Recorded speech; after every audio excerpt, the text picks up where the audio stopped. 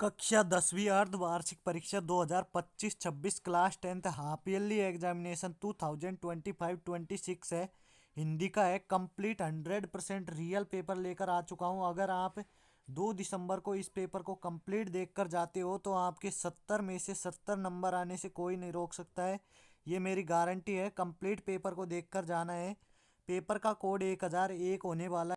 यहाँ पर आपको अनुक्रमांक अंकों में लिखने हैं, यहाँ पर आपको अनुक्रमांक शब्दों में लिखने हैं। और टोटल क्वेश्चन आपके 13 क्वेश्चन होने वाले हैं। 4 मुद्रित पृष्ठ है। 3 घंटे 15 मिनट का आपका समय और पूर्णांक 70, यानी आपने पूरे साल कुछ भी नहीं पढ़ा है तो इस वीडियो को देखकर आप 70 में से 70 नंबर ला सकते हैं। और क्यूआर कोड आप स्कैन कर सकते हैं। सामान्य अनुदेश आपको दिए गए हैं। परीक्षार्थी प्रश्न पत्र के पहले पृष्ठ पर अपना अनुक्रमांक अवश्य लिखे। प्रत्येक प्रश्न के सामने उसका अंकभार अंकित है। तो जल्दी से पेपर का सॉल्यूशन देख लेते हैं। सभी विद्यार्थी लाइक कर देना वीडियो को। तो खंड ए है आपका, सेक्शन ए है। इसमें दिया गया है निम्नलिखित अपठित पद्यांश को पढ़कर प्रश्नों के उत्तर लिखिए। तो इस पद्यांश को आपको पढ़ना है और इसको पढ़कर आपको जितने भी क्वेश्चन इसके दिए गए हैं इन सभी के आपको आंसर देने हैं। तो हम बिना पढ़े आंसर देते हैं। पहला है, उपर्युक्त गद्यांश का उचित शीर्षक क्या है? तो हमें उपर्युक्त गद्यांश है, इसका उचित शीर्षक हो जाएगा आपका शिक्षा का उद्देश्य। ऑप्शन नंबर ए हो जाएगा। इसके बाद में शिक्षा मनुष्य को बनाती है, तो ऑप्शन ए है संस्कारबद्ध। ऑप्शन बी है मानवीय गुणों से विभूषित। ऑप्शन सी स्वाभिमान से जीना। ऑप्शन डी उपयुक्त सभी। तो इसमें ऑप्शन नंबर डी आंसर हो जाएगा। इसके बाद में शिक्षा का उद्देश्य है। शिक्षा का उद्देश्य क्या होता है? तो आपका हो जाएगा जीवन जीने की कला सिखाना। शिक्षा का उद्देश्य जीवन जीने की कला सिखाना होता है। उसके बाद में मनुष्य को प्रगति के पथ पर अग्रसर करती है। मनुष्य को प्रगति के पथ पर कौन अग्रसर करती है? ऑप्शन ए हो जाएगा शिक्षा। इसके बाद में नेक्स्ट क्वेश्चन देखते हैं। अगला क्वेश्चन कौन सा है? अगला आपका सेकंड क्वेश्चन है। आप वीडियो को रोककर इस पूरे पद्यांश है इसे पढ़ सकते हैं। हम डायरेक्ट क्वेश्चंस के आंसर देते हैं।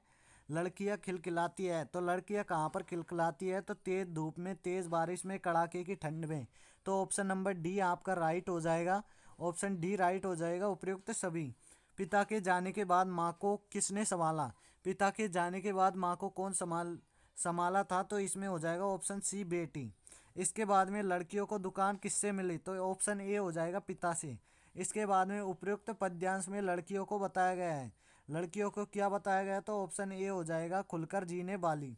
इसके बाद में नेक्स्ट क्वेश्चन देखते हैं। अगला है आपका तीसरा है, खंड ब है।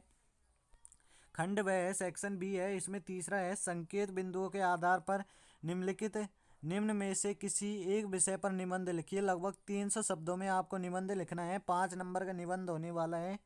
पहला है विद्यार्थी जीवन और खेलकूद। तो इसमें प्रस्तावना लिखनी है, खेलकूद का महत्व, खेल और स्वास्थ्य, अन्य लाभ। इसके बाद में भ्रष्टाचार पर लिखना है, बेटी बचाओ बेटी पढ़ाओ पर लिखना है। इनमें से कोई सा भी एक कर सकते हैं आप।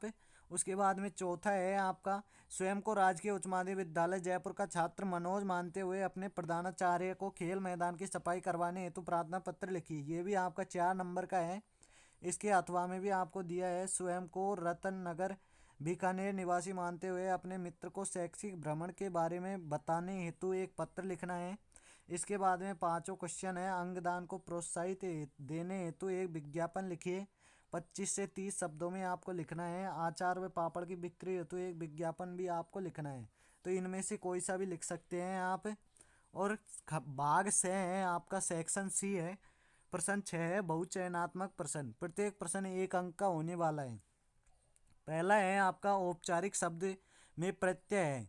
तो प्रत्यय क्या होते हैं? जो धातुओं के अंत में जुड़ते हैं। तो इक है, इसमें इक प्रत्यय ऑप्शन नंबर सी हो जाएगा। इसके बाद में सप्त ऋषि शब्द में समास है। सप्त ऋषि, सप्त यानी संख्या का बोध करा रहा है, तो इसमें द्विगु हो जाएगा।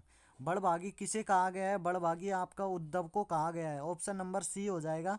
इसके बाद में रे नृप बालक, कालवश बोलत पंक्ति में नृप बालक है, वो किसे कहा गया है? तो इसमें ऑप्शन बी हो जाएगा आपका लक्ष्मण को।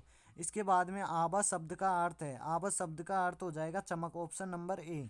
इसके बाद में नेताजी का चश्मा पाठ के लेखक कौन है? तो पाठ के लेखक आपको बताना है, तो इसमें हो जाएगा स्वयं प्रकाश। बाल गोविंद भगत ने कौन सा पाठ लिखा है? बाल गोविंद भगत है। इस पाठ के लेखक का नाम आपको कमेंट में बताना है। इसके बाद में संगति के लिए उत्साह किसने नहीं दिखाया? संगति के लिए उत्साह किसने नहीं दिखाया? ऑप्शन ए हो जाएगा नवाब साहब ने। मन्नू भंडारी कितने भाई बहनों में सबसे छोटी थी? तो इसमें ऑप्शन ए हो जाएगा 4।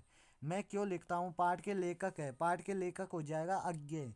इसके बाद में नेक्स्ट क्वेश्चन देखते हैं। अगला है आपका 7वां क्वेश्चन है, रिक्त स्थानों की पूर्ति कीजिए। आपको रिक्त स्थान है इनकी पूर्ति करनी है। रमेश शब्द है, इसमें खालिस्तान संज्ञा है, तो इसमें आपकी व्यक्तिवाचक संज्ञा हो जाएगी, व्यक्तिवाचक। इसके बाद में है वह जा रहा है, रेखांकित शब्द खालिस्तान सर्वनाम है, तो इसमें हो जाएगा निश्चयवाचक, निश्चयवाचक। नेक्स्ट है आपका कोयल मीठा गाती है, वाक्य में विशेषण है। कोयल मीठा गाती है वाक्य में विशेषण हो जाएगा आपका मीठा।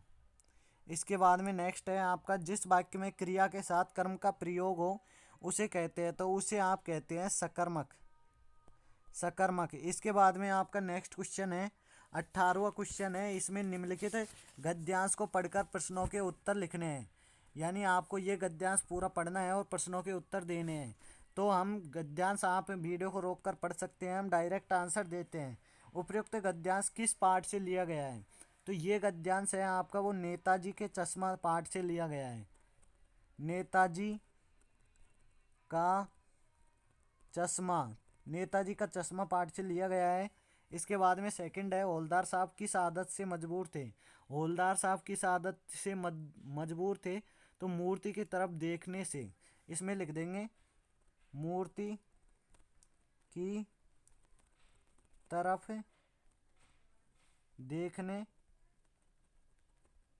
देखने से मजबूर थे। इसके बाद में नेक्स्ट है आपका हवलदार साहब भावुक क्यों हो गए? हवलदार साहब है वो भावुक क्यों हो गए? तो उन्होंने देखा सरकंडे पर एक मूर्ति पर एक सरकंडे का चश्मा लगा हुआ है, तो उसे देखकर हवलदार साहब भावुक हो गए। चौथा है मूर्ति पर किससे बना चश्मा था? तो इसमें लिख देंगे सरकंडे, सरकंडे से बना। नेक्स्ट देखते हैं, इसके अथवा में भी आपको दिया गया है, इसमें आप पढ़ सकते हैं। ये लखनऊ स्टेशन पर खीरा बेचने वाले, आप इस पूरे को पढ़ लेना, हम डायरेक्ट आंसर देते हैं। खीरे के इस्तेमाल का तरीका कौन जानते हैं? तो खीरे के इस्तेमाल का तरीका लखनऊ स्टेशन पर खीरा बेचने वाले खीरे का इस्तेमाल का तरीका जानते हैं। इसके बाद में नवाब साहब ने क्या तैयारी की? नवाब साहब है वो किसकी तैयारी करते हैं? तो नवाब साहब है उसने जो खीरे की फाँक है उनको काट कर उन्हें खाने की तैयारी की। नवाब साहब जीरा मिला नमक और लाल मिर्च कहाँ से लाए? नवाब साहब है वो नमक और मिर्च कहाँ से लाए थे? तो ये या तो वो घर से लेकर आए थे या फिर उसने स्टेशन से बेचने वाले से लिया। इसके बाद में है इस्तेमाल शब्द का अर्थ है बताइए, तो इसमें हो जाएगा उपयोग, उपयोग या प्रयोग। इसके बाद में नेक्स्ट क्वेश्चन देखते हैं, अगला कौन सा है आपका?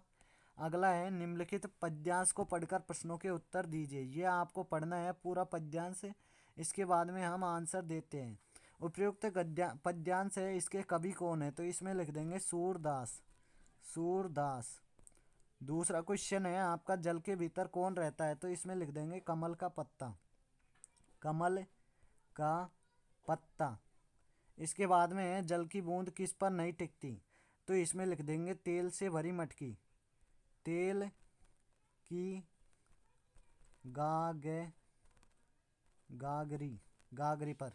उद्धव को कैसा बताया गया है? तो इसमें लिख देंगे बड़भागी, बड़भागी। इसके बाद में नेक्स्ट क्वेश्चन देखते हैं, इसके अथवा में भी आपको दिया गया है, ये बादल गरजो घेर घेर गगन धराओ, ये आप पढ़ लेना। इसके बाद में हम क्वेश्चंस के आंसर देते हैं। कवि बादल से क्या करने का अनुरोध कर रहा है? तो इसमें हम लिख देंगे कवि है जो बादल से गरजने, गरजने और बरसने का, और बरसने का अनुरोध कर रहा है। पद्यांश के कवि का नाम बताइए। पद्यांश है इसके कवि का नाम बताना है, तो इसमें लिख देंगे सूर्यकांत, सूर्यकांत त्रिपाठी निराला। इसके बाद में नेक्स्ट क्वेश्चन है आपका बादल किसका प्रतीक है? बादल किसका प्रतीक है, तो इसमें लिख देंगे क्रांति, क्रांति का और परिवर्तन का, परिवर्तन, क्रांति और परिवर्तन का प्रतीक है। इसके बाद में है आपका विद्युत छवि उर में पंक्ति में उर शब्द का अर्थ आपको बताना है, तो इसमें लिख देंगे हृदय, आप दिल भी लिख सकते हैं। नेक्स्ट क्वेश्चन देखते हैं। अगला क्वेश्चन है आपका खंड द है, इसमें स्मृति को पाथे बनाने में कवि का क्या आशय है। दूसरा है बच्चे की दंतुरित मुस्कान का कवि के मन में क्या प्रभाव पड़ता है। इसके बाद में नेक्स्ट है आपका बाल गोविंद भगत की दिनचर्या लोगों को अचरज का कारण क्यों थी। चौथा है शहनाई की दुनिया में डुमराव को याद क्यों किया जाता है। इसके बाद में नेक्स्ट है आपका भोलानाथ अपने साथियों को देखकर सिसकना क्यों भूल जाते थे। उसके बाद में छठा है गंतोक को मेहनत कश बादशाहों का शहर क्यों कहा गया है। उसके बाद में कनखियों से देखना मुहावरे का अर्थ आपको बताना है और वाक्य में प्रयोग करना है। तो कनखियों से देखना मुहावरे का अर्थ क्या होता है, तिरछी नज़र से देखना। जैसे श्याम है जो अध्यापक को कनखियों से देखता है। इसके बाद में 11वां है दीर्घ उत्तरात्मक क्वेश्चन, इसमें है उत्तर सीमा 60 से 80 वर्ड में आपको आंसर देने। इसमें आपका पहला दिया है गोपियों के अनुसार राजा का धर्म क्या होना चाहिए। तो राजा का धर्म ये होना चाहिए कि प्रजा की रक्षा करे, प्रजा के हित में कार्य करे। लेकिन कृष्ण है उन्होंने ऐसा नहीं किया क्योंकि गोपियों को वचन देकर उन्हें निभाया नहीं। अथवा में भी दिया है आत्मकथ्य कविता की काव्य भाषा की विशेषताएं आपको उदाहरण सहित बतानी है, लिखनी है। दूसरा है वो लंगड़ा क्या जाएगा फौज में पागल है पागल, कैप्टन के प्रति पान वाले की इस टिप्पणी पर अपनी प्रतिक्रिया लिखनी है। यानी कैप्टन है उसको पान वाले ने ऐसा क्यों कहा। अथवा में भी आप देख सकते हैं लेखिका मन्नू भंडारी के व्यक्तित्व पर किन किन व्यक्तियों का किस रूप में प्रभाव पड़ा, यह आपको लिखना है। अथवा में दिए गए हैं। 12वां क्वेश्चन है आपका निम्न में से किसी एक रचनाकार का परिचय लिखिए। उत्तर सीमा आपको 100 शब्द में एक रचनाकार का परिचय लिखना है। 4 नंबर का क्वेश्चन है। पहला है मंगलेश डबराल, दूसरा है यशपाल, कोई सा भी आप लिख सकते हैं। 13वां है बच्चे माता पिता के प्रति अपने प्रेम को कैसे अभिव्यक्त करते हैं। तो माता का आंचल पाठ के आधार पर आपको लिखना है। अथवा में भी आपको दिया है मैं क्यों लिखता हूँ, पाठ के आधार पर बताइए लेखक को कौन सी बातें लिखने के लिए प्रेरित करती है। तो आप देख सकते हैं हमने आपको कंप्लीट पेपर है उसका सॉल्यूशन करवा दिया है। अगर आपको हमारी वीडियो अच्छी लगी हो तो वीडियो को लाइक करें, चैनल को सब्सक्राइब करें। मिलते हैं नेक्स्ट वीडियो में, जब तक के लिए जय हिंद, वंदे मातरम।